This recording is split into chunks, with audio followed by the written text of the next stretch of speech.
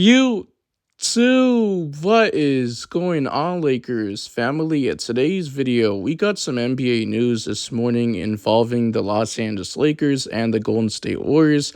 So reports are coming out today that the Golden State Warriors made an unsuccessful bid to trade for LeBron James at the trade deadline, according to insider Adrian Wojnarowski and Ramona Shelburne of ESPN. So they're pretty much saying over a clandestine 24-hour window prior to the trade deadline last Thursday that included owner-to-owner conversations, the Golden State Warriors made an unsuccessful bid to convince the Los Angeles Lakers and superstar player LeBron James to consider a trade to pair him with the longtime rival point guard Stephen Curry, sources told ESPN. So the Golden State Warriors were eager to present a package deal to LA, but neither the Lakers nor LeBron James were willing to explore a potential blockbuster trade, even at age 39. So LeBron James is still playing at an all-NBA level that stirred the Golden State Warriors' imagination about his ability to extend the window of the franchise fading dynasty.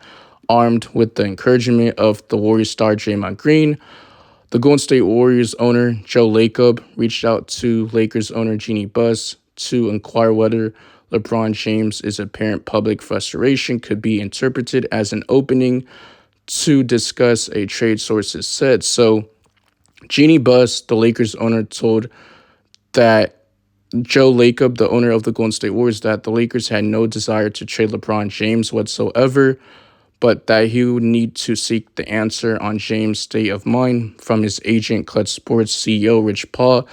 Sources said, as an answer, Jeannie Buss has operated with the mindset that she wants her star players content, happy with the franchise organization, right? That instructed her thinking on referring the Golden State Warriors leadership to LeBron James' representation, sources said. So if the Lakers ever wanted a temperature check on LeBron James' commitment, here was his chance.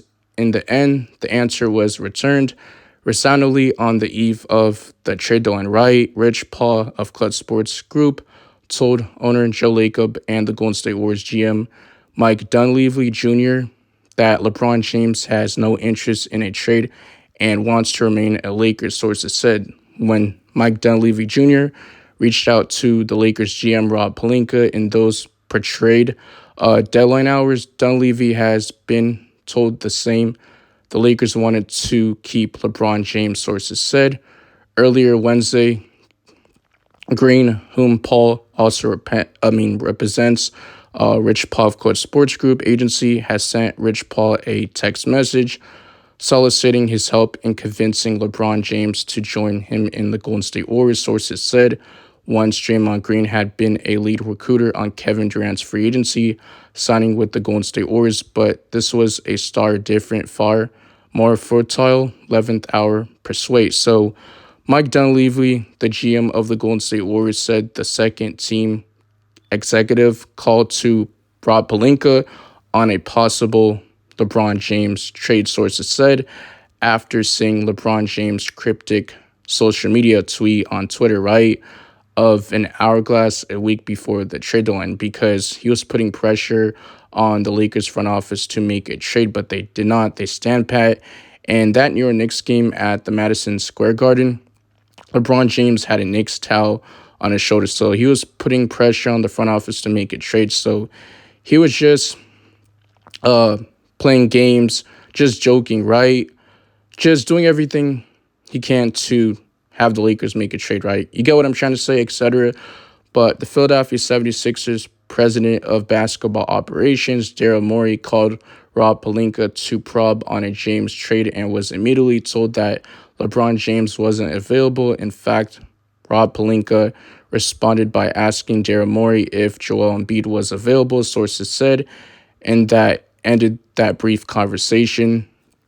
These sorts of bold trade calls are historically a common practice for Daryl Morey, who also called the Phoenix Suns and asked about a trade for Durant prior to the NBA trade deadline, sources said. When told no, Daryl Morey then asked about the availability of Devin Booker and Bradley Beal too. Unsurprisingly, those were rebuffed as well, sources said. So the Golden State Warriors and the Lakers back and forth is different because it started on the ownership level and included Jeannie Buss referring to the Golden State Warriors to LeBron James' representation to check for themselves about LeBron James' commitment to the Los Angeles Lakers.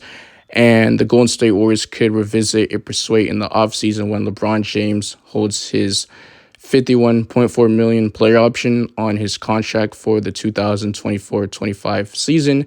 If LeBron James does return to the Los Angeles Lakers, he'll likely do so by declining that player option right to remain with the Los Angeles Lakers instead of opting out right. So on a new deal, that would allow him an annual raise. So LeBron James remains focused on returning to the Lakers in the offseason, sources told ESPN, but undoubtedly there will be many of these same suitors, including the Golden State Warriors and the Philadelphia 76ers, looking to convince LeBron James otherwise. So the Lakers and the Golden State Warriors were restrained at the NBA trade deadline. The Lakers are hopeful they can make a more significant roster upgrade in the offseason because they're going to have 3 first-round picks, right? We only have our 2029 first-round pick, which the Lakers did not trade it. We hold on to it. We got a bunch of pick swaps and second-round picks to use in those trade, sources said, like a Donovan Mitchell, a bona fide star, Trae Young, a Kyrie Irving. You get what I'm trying to say? Stuff like that.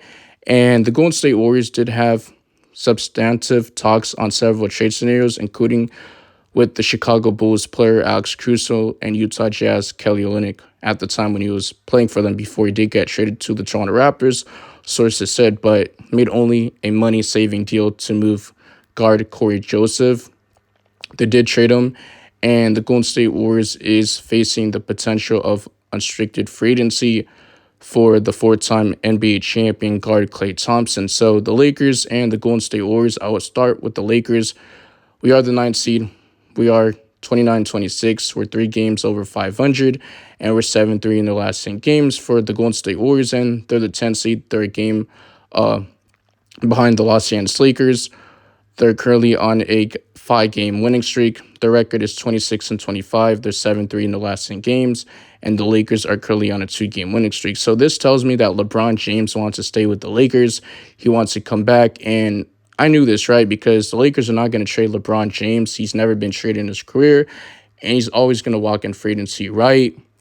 So what if he does not stay with the Los Angeles Lakers and he leaves us? We have to get the maximum return for him, right? Because LeBron James is still balling out and he still has some value.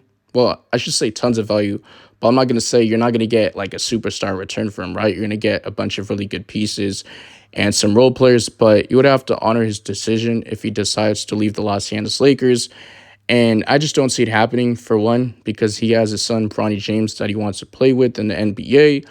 But Bronny James is playing his freshman year at USC in college, which he could probably stay this year or most likely stay another 2 years. But I just don't see him staying all 4 years in college because LeBron James is 39, my apology. So if Bronny James was to stay 4 years, that means LeBron James is going to be, 43 years old.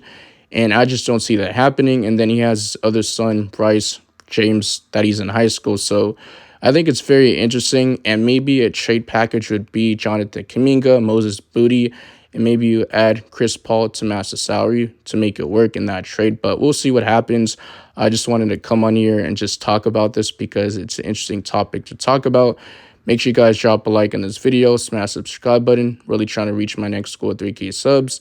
And the only way I could do that is if you guys support this channel and turn on notification bells so you guys get notified for future Lakers content, rumors, updates, and all that good stuff and trades for the offseason. But I'm out of here. Peace.